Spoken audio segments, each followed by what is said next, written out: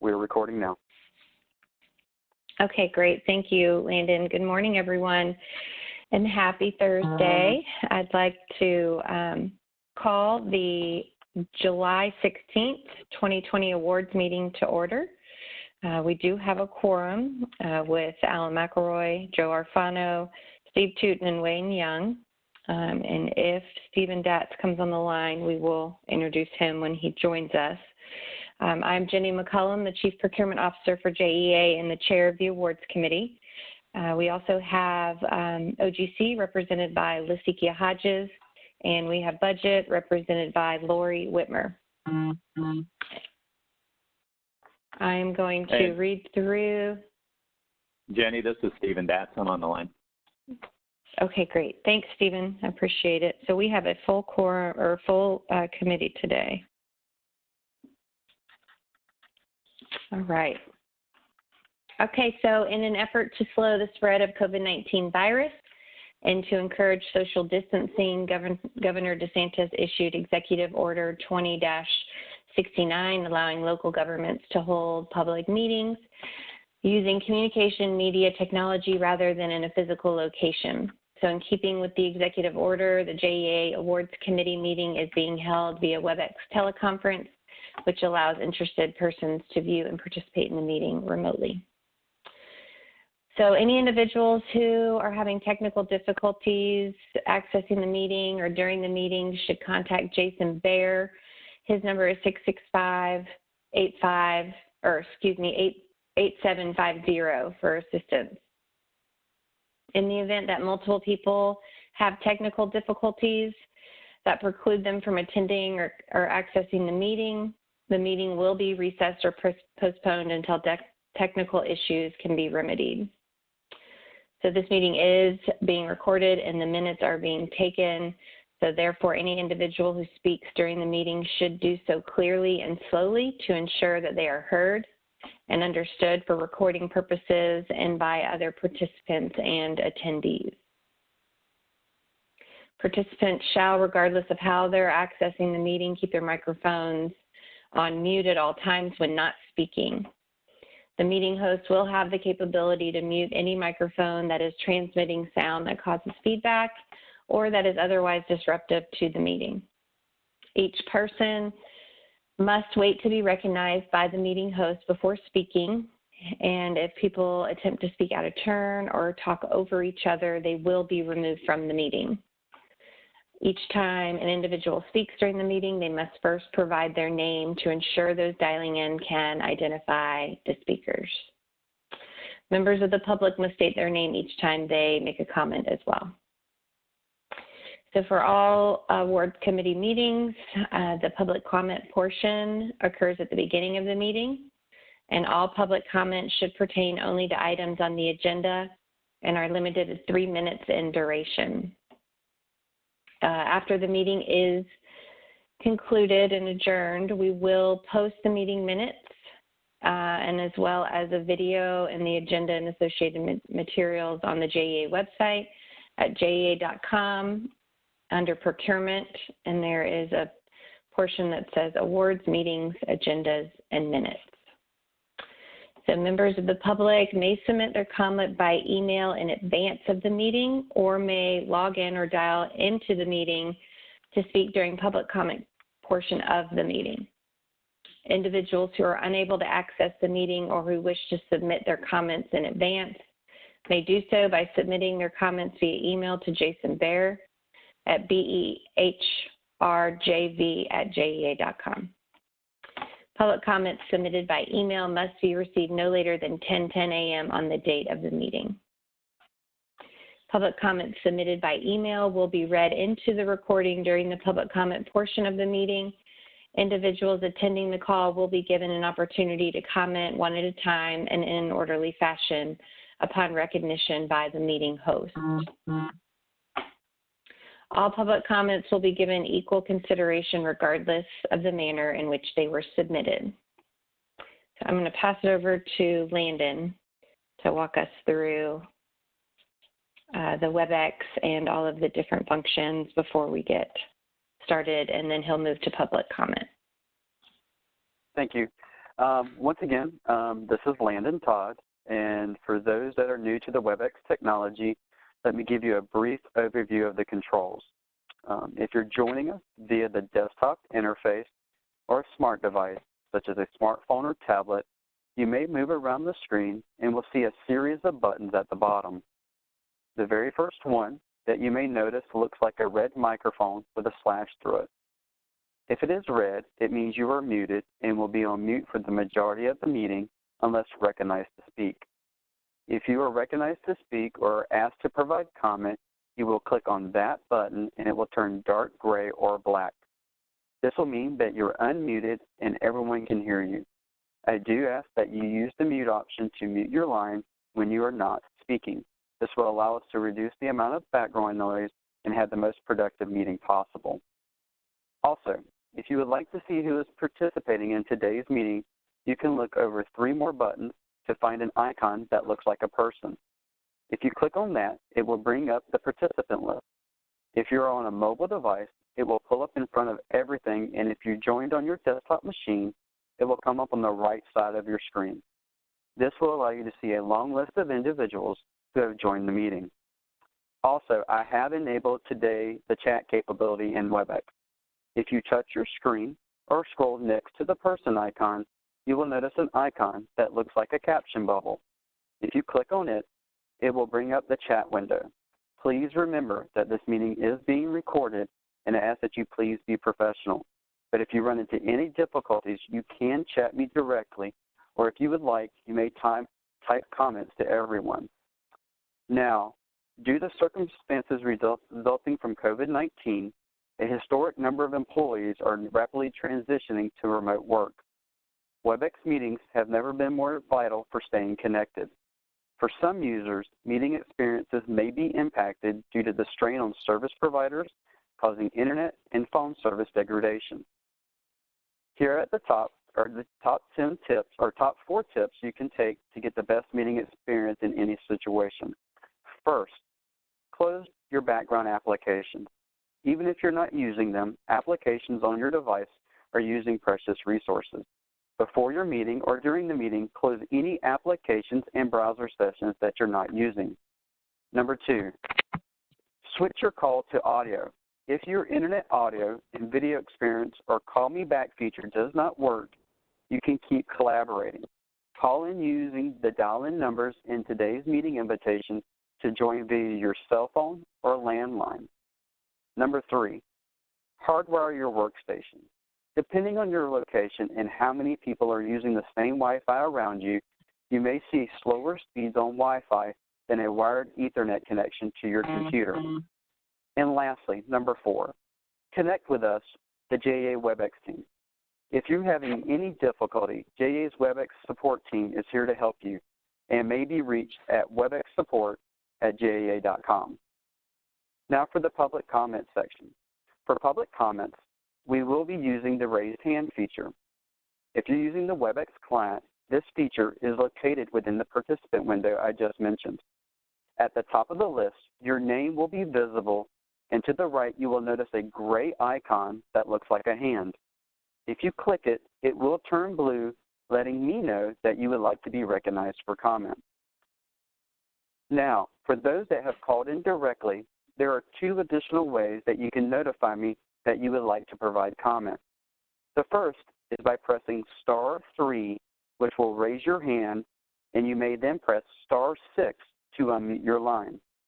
If you unmute your line, please state your name so that everyone may hear who is speaking before you proceed with your comment. As we go through this meeting, I am the moderator and have the capability to mute everyone's line, and I will only do so to ensure that we have a productive meeting. As it is 10 minutes after the hour, we will proceed with the public comment section of the meeting. I will first ask Jason whether any public comments will be provided or have been provided by email that need to be read into the record.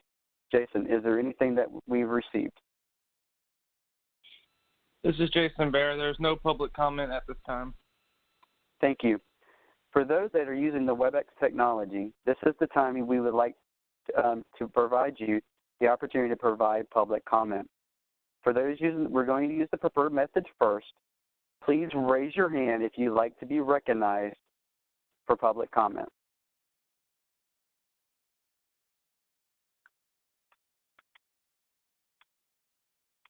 Okay, we will move on to the alternative method. For those that have dialed in, please press *3 or type a comment within the chat window letting us know that you would like to provide comment.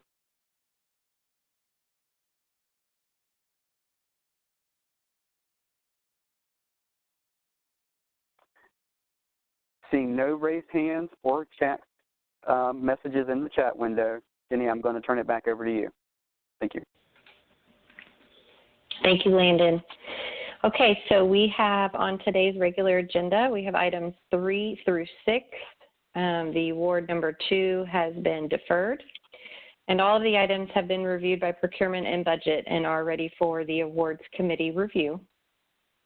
So I'll take you guys through each of the items individually.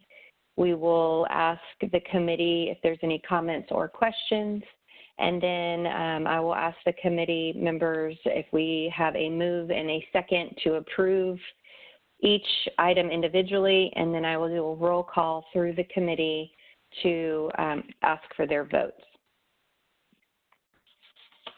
So the first award item are the minutes from the July 9th, 2020 meeting. Do we have any comments or questions from the committee members?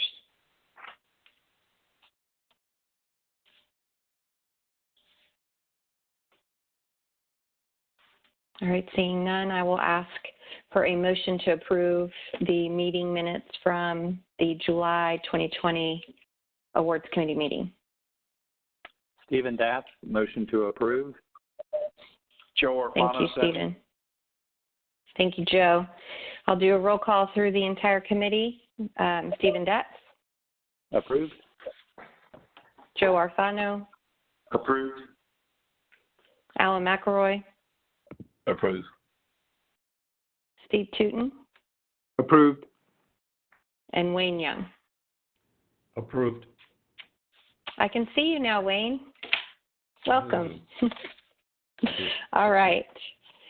So we have approved the meeting minutes from the July 9th meeting. I'll move on to award number 3. This is a miscellaneous award, and this is to request advance funds to the Florida Department of Transportation in accordance with the JEA and FDOT Master Agreement for the utility construction costs associated with the FDOT State Road 10 from Edgewood to McDuff. This is a project that they are doing, and JEA's water main is within the FDOT project footprint and right-of-way. So this project will replace portions of the existing water main within the project limits. FDOT's design consultant has completed the water main design in association with the waterway project or the roadway project, and designed the water main per JEA standards and specifications. Most of the construction estimate, if you'll see below, we have project details showing that the original construction budget looked like it was about $530,000. Now we are looking at an award amount of $814,248.18.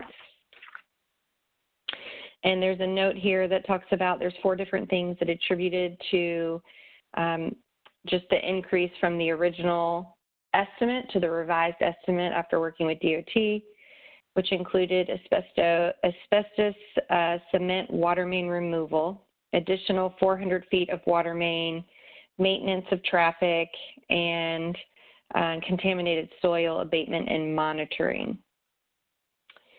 The JEA's utility construction work will be included in the FDOT bid for construction for this project with our portion included. And by doing so, we will also reduce the roadway restoration costs. They'll be minimized by sharing those costs with FDOT. So before we move on, I will ask if we have any questions or comments from the committee. This is Lori Whitmer. I have a comment. The total budget for this is $814,000. That does include a sewer portion. Now, we verified the budget, and it's also in the basis for it. I just don't see it written in the narrative. Okay. That portion So is small, would you- it's $74,000. Okay. We certainly can add that portion, Lori, in the scope of work at the top. Will that satisfy your request? Yeah. Or your comment? Okay, I will get with Joe Perez after to make that verbiage edit.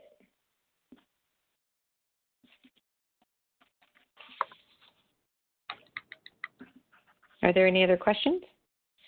Hey, Jenny. It's Lasikia. Yes. Hey, Lasikia. Hey. I just had a quick question and then maybe more of just a process just to understand the FDOT projects. But why wouldn't we classify this as a joint project under 3-116 of your procurement code? Why are we calling it miscellaneous? We certainly could. Yeah, I mean, I think it fits neatly into that bucket of your rules because it, states that JEA may enter into sewer drainage road projects with the city of Jacksonville and FDOT. So I think this award and the next one, if we could just, notate that and start calling these a joint project, then that would just be consistent with your code. And then, just perusing through the underlying master agreement, just so that I can understand, because I want to say I recalled seeing something about JEA preparing a plan package. So how are we doing this? Does FDOT contractor do the design and they do the construction, and there's not really any role that the JEA is playing as far as it was hard to follow looking at that master agreement that's attached to the awards versus what the write-up is saying. So can somebody just kind of explain to me the normal process so that I won't have to ask this question in the next award? Sure. Is Mike Suleiman on or Joe Perez? Good morning. This is Michael Suleiman. I'm manager for joint agency projects on the water and sewer side. And JEA has 100% input on all of these joint projects. All that we do is use the consultant that the DOT is using for the design, as well as the contractor that the DOT selects when this goes out to bid along with the DOT project. But all of the design is reviewed by JEA and follows our specifications and our design criteria. Right, that's great. And that's all consistent with this underlying master agreement that controls the process, right? That's correct. There's an amendment to that agreement. That's the second part that talks more about the design portion rather than that first original part of the agreement. Great. Great, thank you. Absolutely, you're welcome. Thank you, Michael. Very welcome, Jenny. Are there any other questions? Jenny, this is Wayne Young. I do have a question just for clarification. The amount that is allocated for the sewer side, is that a part of the total that we're looking at right now? I didn't go through and add up all the line items. Or is that going to be over and beyond? The $814,000 that is in the award includes both the water and the sewer portion. The water is around $740,000 and the sewer is $74,000 and change, coming to the total of $814,000. Okay, thank you. Okay, thank you, Lori. Thanks for stepping in there. That was Lori Whitmer. Any other questions?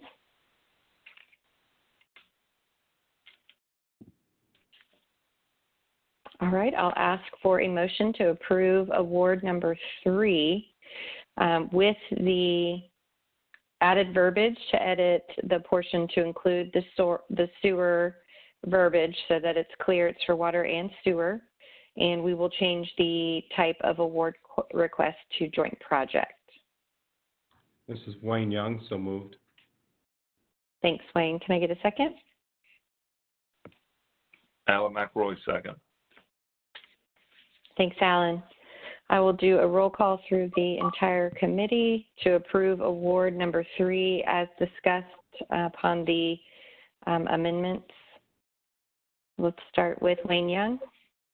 Approve. Alan McRoy. Approve. Joe Arfano. Approved. Steve Tootin. Approved. And Stephen Datz. Approved. Thank you. All right, award number 4 is very similar, so I will note that we will make this one called a joint project as well instead of a miscellaneous. And this is for the FDOT, so the Florida Department of Transportation. We're going to advance the funds in accordance with our master agreement, same as the last award, for the utility construction costs associated with the Lofton Creek Bridge. And the bridge, to replace the bridge and the roadway resurface and improvement replacement. So the advance funds would go to the Florida Department of Transportation in the amount of $384,380.93. We are expected this project to be completed in March of 2022. And as a note, to keep FDOT on track, this payment must be made by the end of July, so July 31st, 2020, so that we don't delay their project. So that's more of a note from our process, concluding this approval. So there's also a note in the award write-up. The original estimate was initially developed by JEA's joint projects with no design information, and so there was about a 30 to 50% margin of error. And that was before Grid Projects absorbed the Lofton Creek Bridge water main project into our Page Diary Road water main project. So the current estimate is more accurate and based upon the FDOT final design, and only has a 10 to 15% margin of error, which is in line with our normal practice. So I will stop there and ask the awards committee if there are any questions or comments.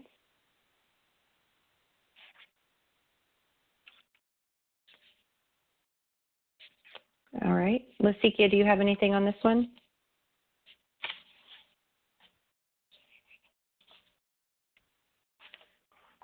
All right, we will ask for a motion to approve award number 4 with the edit of changing the award type to joint project. Alan McRoy, make a motion to approve. Thanks, Alan. Steve Tootin, second. Thanks, Steve. All right, I'll do a roll call through the entire committee to approve award number 4 with the amendment we mentioned. Alan McRoy. Approved. Steve Tootin. Approved. Stephen Datz. Approved. Joe Arfano. Approved.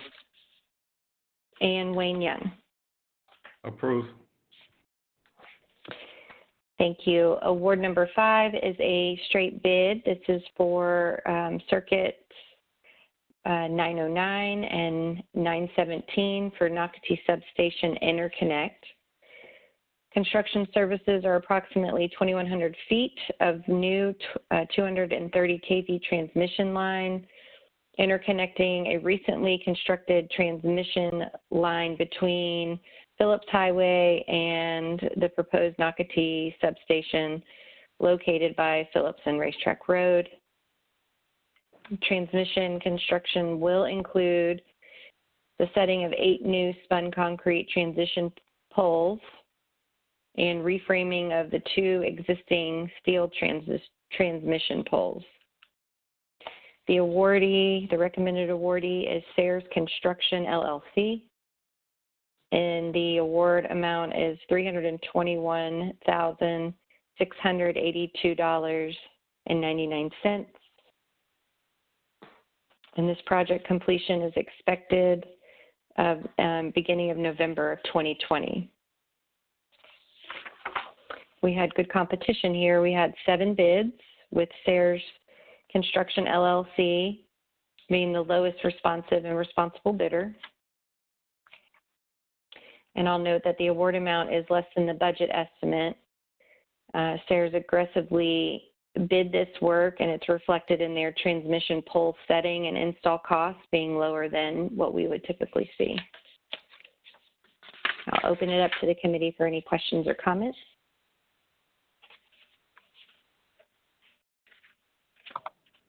Hey, Jenny, I just had one quick comment on this one. I see that on the base sub requirement, it just has NA, and I see that Rita Scott is on the line. Does the NA represent that there were no able and willing JSEB folks? Is that basically what that means? Is there's not even encouragement? I know the city oftentimes when you can't, have that hard, fast requirement, they still have the encouragement. Does the NA mean it's encouragement only, or explain that? So, yes, so we'll either set a specific percent if there are JSEBs that can perform any work associated with the project. In this instance, it's very specific from a technical perspective, and isn't anything that we found the JSEBs could participate in. And so when our solicitations go out, we've got 2 different clauses. One would be a mandatory requirement, one would be an optional. So we do have the option for them to use them, but there was not an actual mandatory requirement for this. Okay, that's what I figured. Thank you. Mm-hmm. And you'll see a lot of that on our electric type projects. Really where they can participate is going to be in the site clearing or the, restoration or landscaping after the project, something like that. It just depends on what the project outlines and what the pool of JSEB vendors are at the time.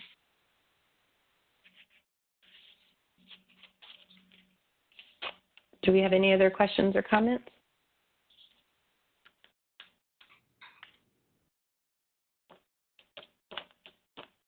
All right, I'll ask for a motion to approve award number 5. Joe Arpano, so moved. Thank you, Joe. Can I get a second? Wayne Young, second. Thank you, Wayne. I will do a roll call through the committee to approve award number 5. Joe Arfano? Approved. Wayne Young? Approve. Alan McElroy? Approved. Steve Tootin? Approved. And Stephen Depp?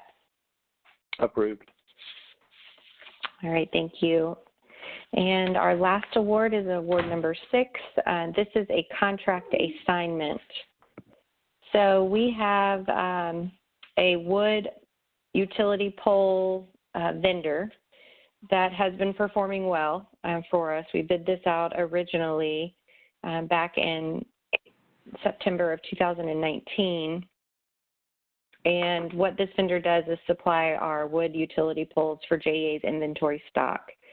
The primary purpose of these items is to support overhead power lines and various other materials such as electrical cable, fiber optic cable, transformers, and street lights within our network system, and is utilized by our electric department. So Ace Pole is our original awardee, and when we bid it out back in the fall of 2019, they were the recommended awardee, and they have a contract with JEA. This is an assignment because they are being purchased by Ace Pole Acquisitions, LLC. So we're bringing this to the committee. They will take over the original term of the contract, which started in December of 19 and will go through December of 2024. So you'll see the award amount is $0. We're not asking to add any funds here. We're just asking to switch the name of the vendor to the one who is acquiring ACE Pole. This is a 5-year contract. I will note that ACE Pole, again, has performed well. They've received about 10 orders from JEA for a total of $313,000 and change in purchases over the last 10 months.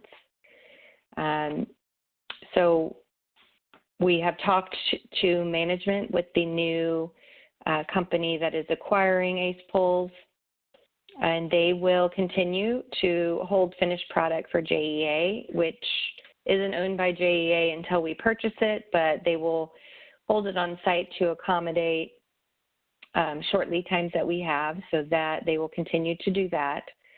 And there are going to be no significant changes that are going to occur with the employees, the equipment, or the operations as a result of the sale. So we feel very confident with this acquisition and the contract assignment to the new company. We have also reviewed this with OGC, and they're helping us with the assignment and assumption agreement. So all of this will be handled through their office and ours together jointly. Are there any questions, comments, concerns? I'll just also make a note the pricing that was submitted with the original bid will be our pricing that they have to commit to. This is Joe Orfano, Jenny. Are there any provisions in the existing contract that would allow us to terminate if there is a degradation in either the poles themselves or the people that are providing the poles? That's a great question, Joe. Our normal contract language has our termination for convenience. We also have a termination for default. As you know, some contracts can be different. We'll double check that when we assign it, but that contract will go over with same terms and conditions that we had with the original company. Jenny, if it's not there, okay, go ahead. This is David Miggett with the Office of General Counsel. The contract will maintain in effect as is. The only amendment is the party being substituted in. So all original terms will still apply to the new company. So we'll be able to undertake any action as necessary under the existing contract. So none of those factors change if this is approved. Thanks, Dave. I appreciate that clarification. And I'll just note, the procurement group has a vendor performance program.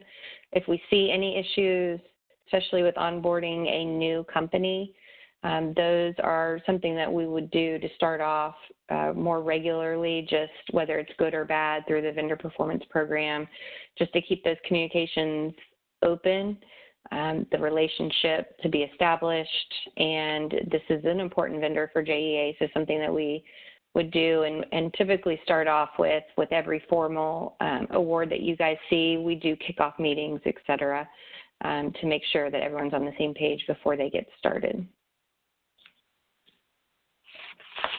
Are there any other questions or comments?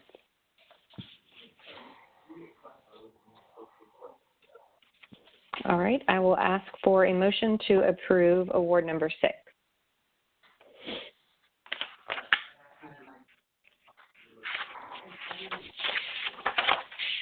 This is Steve Tootin, motion to approve. Thanks, Steve. Can I get a second? Seconded. Thank you, Stephen. I will do a roll call through the committee to approve award number 6. Steve Tootin? Approved. Stephen Datz? Approved. Alan McElroy? Approved. Joe Orfano? Approved. And Wayne Young? Approve. Thank you, everyone. You guys did a great job alternating who was going to motion 1 and 2. I appreciate that. Everyone got a turn. I feel like we're in kindergarten again. Everyone's getting their fair share. All right. Well, I appreciate all of that. We have reviewed items 3 through 6 individually, and the awards packet for July 16th, 2020 has been approved in full. Are there any other business items to come before the awards committee before we adjourn? All right. Seeing none, we are adjourned. Have a great Thursday and a great safe weekend, everyone. Thank you. Thank you. Thank you, Jim. Thank you, Jim. Thank you.